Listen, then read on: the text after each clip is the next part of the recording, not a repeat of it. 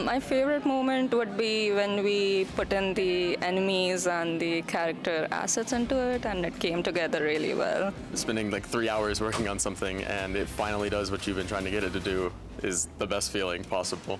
The most exciting part during the build process was just the first time I got to like sit down and kind of try out the game that we had been working towards and seeing how the levels came out, how it felt to play.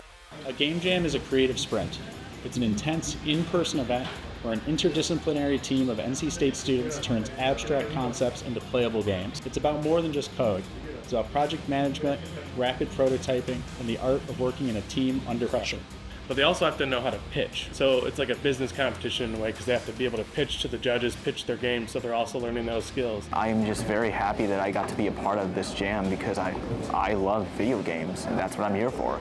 I get to finally put my skills to work and see where it took us, and I'm very pleased with the final product. There's an entire network of alumni, industry partners, sponsors, local studios who are helping to mentor those students along and help them develop out these projects that they're building tangibly for their portfolios and career experience moving forward, where they're learning things that really can't be taught in a classroom.